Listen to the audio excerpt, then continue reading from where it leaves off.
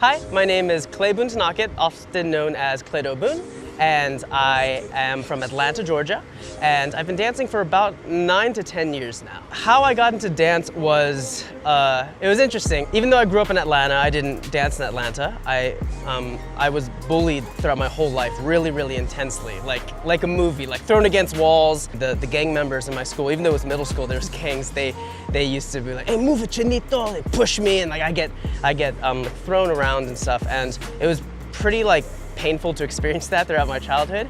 And I moved to California because my father works in the film industry, and I was excited to move out, so happy to get out from there, and I thought I'd start fitting in when I moved to California. There are Asian people, I wouldn't get bullied for being overweight and Asian, and then I moved here and I didn't fit in because many of the Asian people were very cliquey amongst each other, and so it was hard for me to find a group or somewhere to hang out with. My older brother, when I was in high school, he saw me sitting at lunchtimes alone all the time, and he asked me if I could, hey, do you want to check out the Freestylers Club? I was like, Freestylers Club? What's that? He said, people meet up during the lunchtime, they go to the French teacher's room, and they freestyle, they dance, they do hip hop things. He didn't know too much about it. He's like, they do rap battles, beatboxing, and I was like, oh, well, that's not me at all, because I'm a nerdy Asian kid who likes anime and stuff, but yeah, I have nothing else to do. I don't really have any friends. I walked into the room. First thing I saw was this one kid doing windmills on the linoleum floor that was laid out, all the desks pushed to the side, and I saw everyone, all different races, gender, sizes, just cheering, just wow, let's go, to the person in the center. And it was movie-esque for me, where I was like, oh my gosh, this is just so beautiful. And it wasn't something that I was like, I'm gonna dance now, but it was something where all of a sudden I just felt comfort. And that's not something I felt from a school setting throughout my entire life.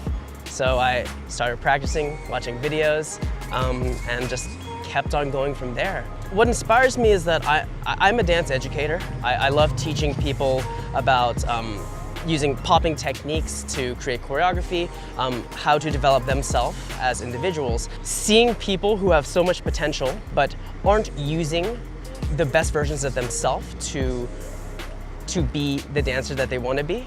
They often don't have the guidance to know that they have special nuances about them that don't come from dance. Special nuances, like for me, I love anime. And so I use cartoonish things as my dancing. I will build up powerful things in my hands, and then I'll use that to my advantage, because it's all part of my playfulness, part of my childishness. So to me, what inspires me is childish nuances, what's naturally just who I am, and that just becomes my dancing.